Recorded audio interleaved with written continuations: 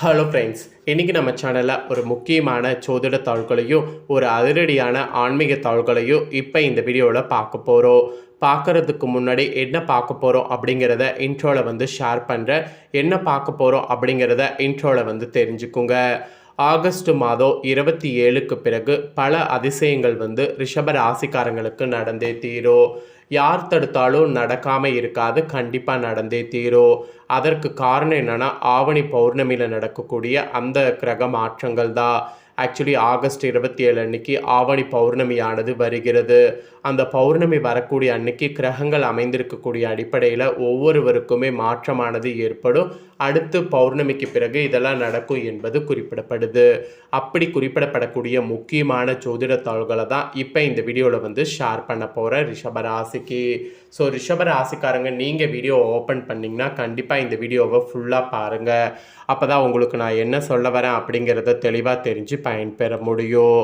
அதே போல் சிவன்மலை உத்தரவு வாக்கு எப்படி வந்து சமுதாயத்தில் தாக்கத்தை ஏற்படுத்துவது தடுக்க முடியாதோ, அதுபோல் கிரகங்களால் அமைந்திருக்கக்கூடிய அடிப்படையில் உங்கள் ராசிக்கு தாக்கங்கள் ஏற்படுவது தடுக்க முடியாது.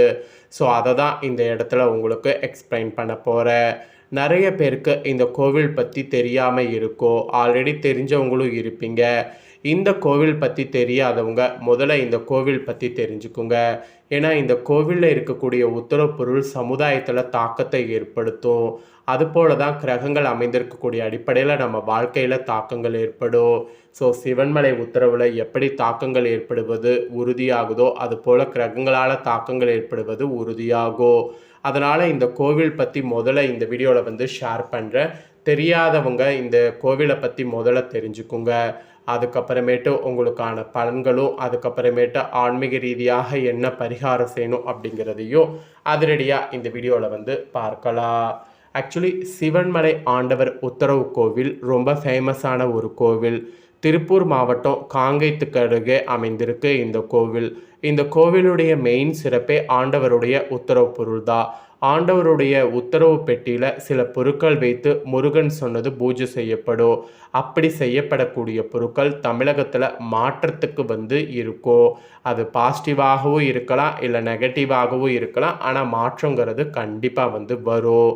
ஆக்சுவலி தமிழ் கடவுள் முருகர் என அழைக்கப்படக்கூடிய முருகன் தன் வேலாயுதத்தால் பகைவர்களை அழுக்கக்கூடியவர். அப்பேற்பட்ட முருகன் பார்த்திங்கன்னு வச்சுக்கோங்களேன், சிவன்மலை சுப்பிரமணிய சுவாமி திருக்கோவிலில் ஆண்டவர் உத்தரவு சொரூபமாக இன்றளவு வந்துட்டுருக்கிறாரு. பக்தர்களுடைய கனவுல வந்து உத்தரவு பிறப்பித்து அந்த பொருள் வைக்க பூஜிக்க சொல்லுவார். அந்த பொருள் அப்போதைக்கு சமுதாயத்தில் தாக்கத்தை ஏற்படுத்தும். அது இது வரைக்கும் பார்த்திங்கன்னு வச்சுக்கோங்களேன் தாக்கத்தை ஏற்படுத்தியிருக்கு. அதனாலேயே இந்த கோவில் பார்த்திங்கன்னு வச்சுக்கோங்களேன் ரொம்ப ஒரு சிறப்பான கோவில் என்று சொல்லலாம். ஸோ இந்த கோவில் பார்த்திங்கன்னு வச்சுக்கோங்களேன் இந்தியாவில் வந்து இருக்குது. இந்தியாவில் லட்சக்கணக்கான புராதன கோவில்கள் நிறைந்திருக்கு. ஒவ்வொரு கோயிலுக்கும் ஒவ்வொரு தனி சிறப்பு இருக்கும். இறைவன் திருவிளையாடல்களை உணர்த்தக்கூடிய வகையில் பல்வேறு புராதன நிகழ்வுகள் அந்த கோயிலை ஒட்டி நடந்திருக்கும். அந்த மாதிரி ஒரு சிறப்பு தான் இந்த சிவன்மலை கோவிலுடைய சிறப்பு. திருப்பூர் மாவட்டத்தில் உள்ள சிவன்மலை மீது இருக்கக்கூடிய சுப்பிரமணிய சுவாமி திருக்கோவில் இதனாலேயே பல சிறப்புகளை தன்னகத்தே கொண்டிருக்கு என்று போற்றப்படுகிறது.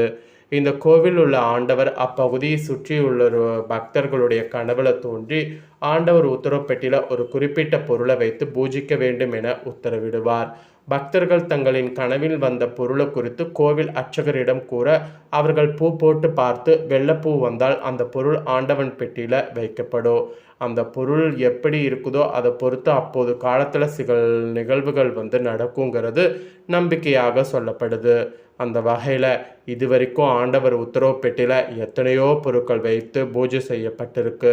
அத்தனை பொருட்களுமே சமுதாயத்தில் ஏதாவது ஒரு தாக்கத்தை ஏற்படுத்தியிருக்கு.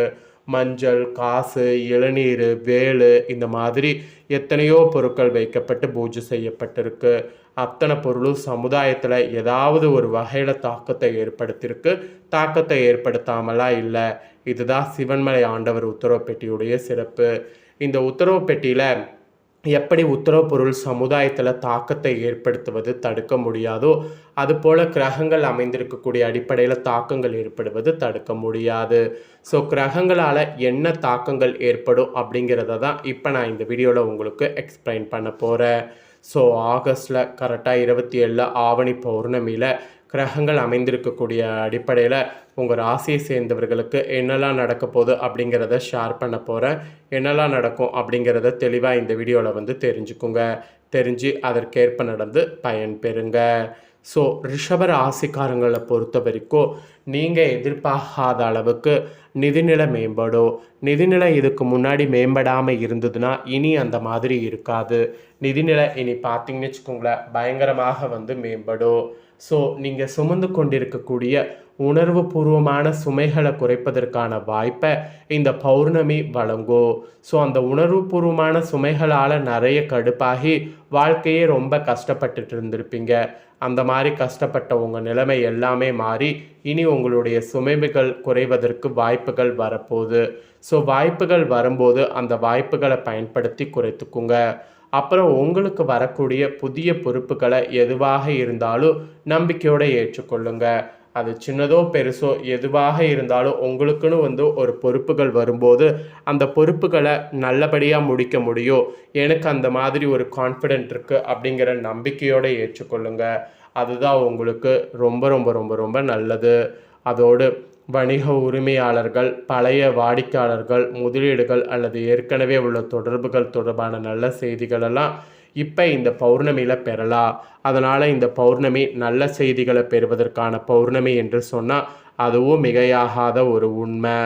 மாணவர்களுக்கு கூட இது கற்றுக்கொள்வதற்கும் தங்கள் தயாரிப்பை வலுப்படுத்துவதற்கும் ஏற்ற காலமாகவும் இருக்குது. அதனால் நீங்கள் கற்றுக்கொள்வது உங்கள் தயாரிப்பை வந்து வலுப்படுத்துவது இதில் ஃபோக்கஸ் பண்ணுங்கள்.